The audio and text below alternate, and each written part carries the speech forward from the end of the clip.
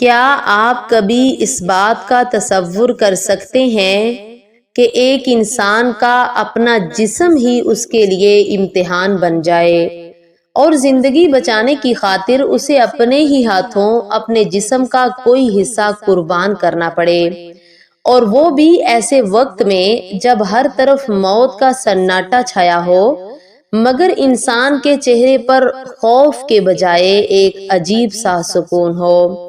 یہ کوئی افسانہ نہیں، نہ ہی محض جذباتی کہانی ہے، بلکہ تاریخ کے صفحات میں درج ایک ایسی حقیقی داستان ہے جو انسان کے حوصلے، ایمان اور صبر کی انتہا کو ظاہر کرتی ہے۔ ایک ایسا واقعہ جسے سن کر دل کانپ اٹھتا ہے، مگر ساتھ ہی یہ احساس بھی جاگتا ہے کہ انسان اگر چاہے تو درد کی حدوں کو بھی معنی دے سکتا ہے۔ یہ واقعہ ایک ایسے مرد قلندر کا ہے جو اپنے سفر کے دوران دمشق کی طرف رواں دواں تھے۔ راستے کی تھکن، موسم کی سختی اور سفر کی مشقت اپنی جگہ، مگر اچانک ان کے پاؤں میں ایک ایسا درد شروع ہوا جو وقت کے ساتھ ساتھ کم ہونے کے بجائے شدت اختیار کرتا جا رہا تھا۔ یہ کوئی عام تکلیف نہیں تھی، بلکہ ایک خطرناک بیماری تھی جس نے لمحوں میں پورے جسم کو اپنی لپیٹ میں لینا شروع کر دیا تھا۔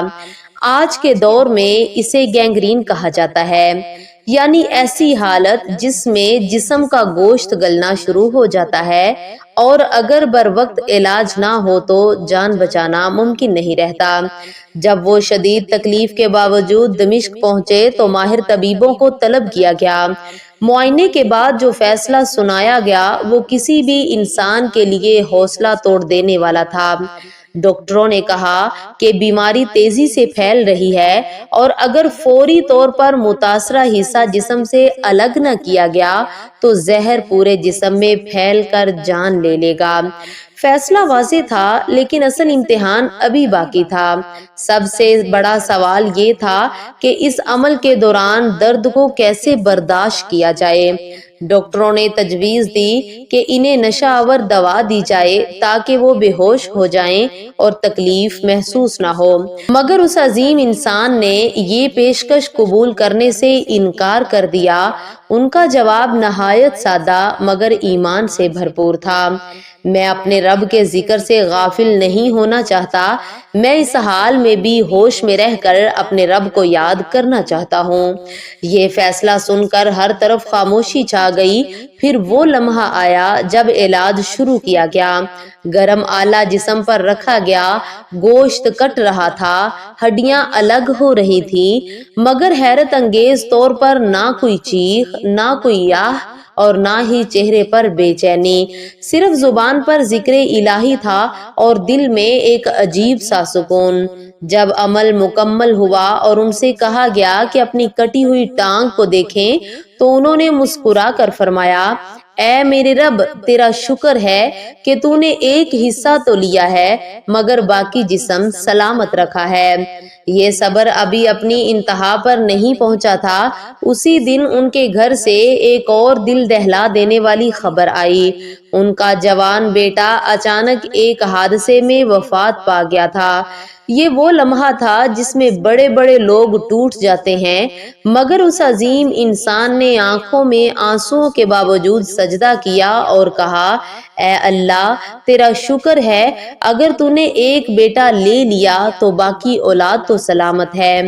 یہ واقعات ہمیں ایک بہت بڑی حقیقت سمجھاتے ہیں کہ دنیا میں کوئی بھی انسان آزمائش سے خالی نہیں۔ کسی کو رزق کا امتحان ہے، کسی کو صحت کا، کسی کو اولاد کا اور کسی کو ٹوٹے ہوئے خوابوں کا۔